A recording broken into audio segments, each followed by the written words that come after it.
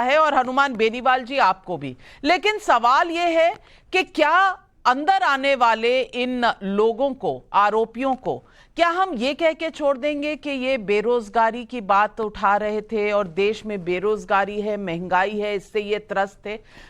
क्योंकि जो दिल्ली पुलिस का स्टेटमेंट आया, जो उन्होंने कोर्ट में कहा है कि पिछले 1.5-2 महीने से, और बल्कि इससे भी ज्यादा, क्योंकि पिछले संसद के सदन में ये अंदर आए, इन्होंने एक रेकी की, बहुत प्लानिंग की, और ये 1-1.5 साल से ये प्लान बना रहे थे।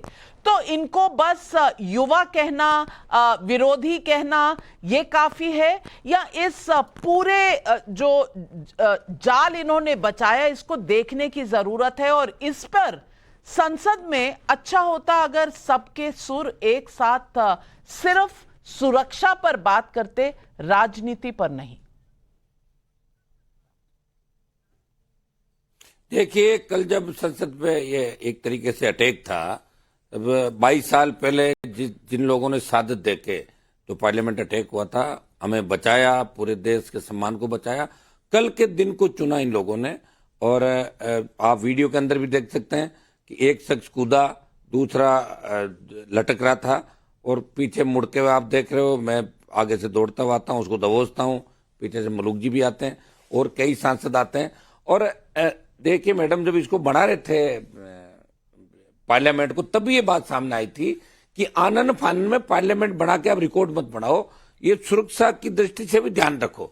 जो आपके मार्शल है अंदर, और जो दूसरे कमांडोज है, वो तो आसपास ही नहीं आते, वो तो दूसरे घेरे के अंदर रहते हैं। तो अगर ये 15 लोग कूद जाते, और 15 लोग कूद के और नुकीले हथियार से 15 लोगों की जान ले सकते थे, ये कोई जहरीली गैस छोड़ सकते थे। और मैंने जिनको देखा, 2 अंदर आ गए, 2 व्यक्ति और थे विजिटर गैलरी के अंदर, जिनमें एक लेडी थी, एक आदमी था, और उस रिकॉर्ड को छुपाया जा रहा है। वो रिकॉर्ड बाहर आना चाहिए। वो 2 कौन थे? 2 बार जो अटैक कर रहे थे वो दूसरे थे, जो बार प्रोटेस्ट कर रहे थे। और 2, 2, 4, 2, 6, 2, 8, और इनके तार किससे जुड़े हुए? इनके परिजनों से पूछताछ चल रही, तो परिजन जिस हिसाब से पूछताछ मीडिया वालों को बता रहे हैं, तो वो तो ये कह रहे हैं कि साधारण बात थी, बात होती रहती थी। परिजन भी इन्वॉल्व है। ये बहुत बड़ा षड्यंत्र है, ये बहुत बड़ा षड्यंत्र है। और कल सब लोगों ने एक ही मांग करी थी, कल सुरक्षा पे चर्चा होगी, लेकिन आज कई लोगों के बयान ये भी हमने सुने कि बेरोजगार थे, ये थे, वो थे। तो बेरोजगार थे तो पार्लियामेंट के अंदर थोड़ी कूदेंगे। अगर वो अंदर कूदेंगे तो फिर हम कहां जाएंगे? हम चुन के आए हैं, अंदर बात उठाने का अधिकार हमारा है। प्रोटेस्ट वो सड़क पे करते, और कहीं करते, दूसरी जगह करते, और पार्लियामेंट सिक्योरिटी का पूरा फेल्योर था। मैं तो ये कहना चाहूंगा कि एक एमपी 2 आदमियों को विजिटर बना के नहीं ले जा सकता, और कई लोग 100-100, 150 ले आते हैं। कौन पास बनाता है? लोकसभा सचिवालय बनाता है, जो उनको अच्छे लगते हैं 150 के बना दिए, 200 के बना दिए, 250 के बना दिए, और जो उनको पसंद नहीं है उनको 2 पास भी नहीं मिलते। तो इसकी भी तो जांच होनी चाहिए। गृह मंत्री जी को जवाब देना चाहिए। जब देश के सांसद सुरक्षित नहीं, पार्लियामेंट सुरक्षित नहीं, एक तरीके से बड़ी चेतावनी इन्होंने दी कि आप सुरक्षित नहीं हो, हम आपको मार नहीं रहे, चाहते तो आपको मार देते अंदर। और मैंने वो हालात देखे, महिला सांसदों के 1 दर्जन मंत्री अंदर थे, रक्षा मंत्री अंदर थे, सीधा वो चेयर की ओर आ रहा था। आप वीडियो देख सकते हैं, वो जिस तरह ट्रेनिंग था, ट्रेनिंग लिया हुआ ट्रेंड व्यक्ति था, जो उछल कूद करता हुआ आगे आ रहा था। हमारे चोट भी लग सकती जब हमने उसको दबोचा, घेरा, आप देख रहे वीडियो, चोट भी लग सकती थी। लेकिन हमें, चूंकि हम उस कौम से आते हैं जिसने हमेशा देश की रखवाली करी, बलिदान दिया, हमें डर नहीं लगता इन चीजों का। लेकिन अगर आम लोकसभा सुरक्षित नहीं है, इस पे करोड़ों अरबों रुपए लगा के कितना बखान किया था, बहुत बड़ा सवाल तो आपने कहा कि अगर संसद सुरक्षित नहीं है तो देश का क्या होगा। और शलभ मणि त्रिपाठी जी, ये सवाल बड़ा है, इसके तो जवाब देने पड़ेंगे सरकार को। और कहीं ना कहीं सिक्योरिटी पर जब सवालिया निशान लगता है तो तमाम तरीके के सवाल यहां शो पर भी उठाए जा रहे हैं कि ये पास कैसे दिया, सुरक्षा कैसे हुई, कोई अपने जूते में कुछ रखकर कैसे अंदर आ जा रहा है। हम मीडिया कर्मी जब जाते हैं हमारी तो बहुत चेकिंग होती है, इनकी क्यों नहीं हुई, कैसे नहीं हुई। सवाल एक तो ये है। दूसरी तरफ सवाल ये भी बनता है कि जब जवाब मांगा जाए तो आप 15 सांसद सस्पेंड कर दोगे, क्या ये सही है? ये शलभ मणि त्रिपाठी जी आज बड़ा सवाल है। नाविका जी, निश्चित तौर पे बहुत ही गंभीर घटना है, और इस घटना को लेकर सरकार ने भी और लोकसभा के स्पीकर साहब ने भी जो गंभीरता दिखाई वो आप सबके सामने है।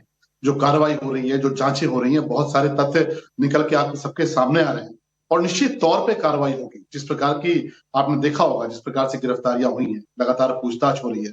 अभी आपने बताया कि कोर्ट के समक्ष प्रस्तुत करके 7 दिन की कस्टडी रिमांड ली गई है। तो कौन लोग थे, इनके क्या मकसद थे, लेकिन शुरुआती तौर पे जो चीजें सामने आ रही है उससे एक बात तो स्पष्ट हो जाती है कि ये इनका मकसद कोई अचानक कुछ नहीं था। अचानक इन्होंने कुछ नहीं किया, बहुत प्री प्लान, बहुत योजना बनाकर काफी समय से योजना बना रहे थे। और निश्चित तौर पे जहां पर सुरक्षा कर्मियों को इसको लेकर कार्रवाई करनी चाहिए थी, जहां पर विजिटर पास बनते हैं, जहां पर उनकी पूछताछ होती है, जहां उनकी जांच होती है, वहां कहीं ना कहीं चूक हुई। उसको लेकर मुझे लगता है कार्रवाइयां हुई भी हैं, कार्रवाइयां की भी जा रही है। लेकिन दुखद क्या है, इस पूरी घटना को लेकर जिस प्रकार से राजनीति शुरू हुई है, आज जो चर्चा हम आपके डिबेट में कर रहे हैं, ये चर्चा तो पार्लियामेंट के भीतर होनी थी। और मुझे लगता है हनुमान जी ने बहुत हिम्मत दिखाई, हमारे मलूक जी ने बहुत हिम्मत दिखाई। मैं उनको साधुवाद देना चाहूंगा कि एक स्पॉन्टेनियस रिएक्शन था।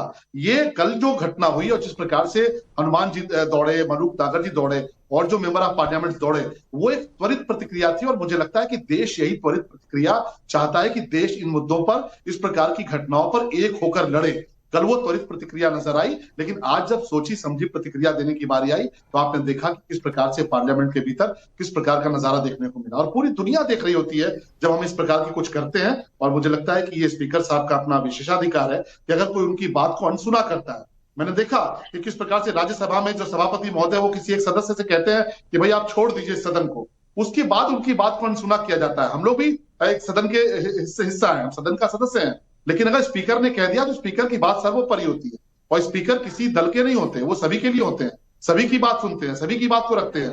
तो स्पीकर की बात को अगर अनदेखा किया जाएगा, आप अपनी जो सदन है उसकी मर्यादा को आप लगातार गिराने की कोशिश करेंगे, तो मुझे लगता है कि स्पीकर साहब का विशेषाधिकार है कि उन्होंने किसके खिलाफ क्या कार्रवाई की है। लेकिन नाविका जी, मैं एक बात और कहना चाहूंगा कि कई बार कुछ इत्तेफाक जुड़ते हैं, और ये सवाल मेरी तरफ से नहीं है, ये सवाल बहुत सारे लोग आपसे भी पूछ रहे होंगे कि एक तरफ किसी एक सांसद के घर से 350 करोड़ रुपए बरामद होते हैं, एक तरफ किसी 3 राज्य में एक पार्टी चुनाव हारती है, एक तरफ कुछ और तमाम सारी चीजें होती हैं, और आप देखिए उसके बाद ये घटना होती है। तो क्या ये सवाल ये जहन में बहुत सारे लोगों के आ रहा है कि ये क्या है, क्या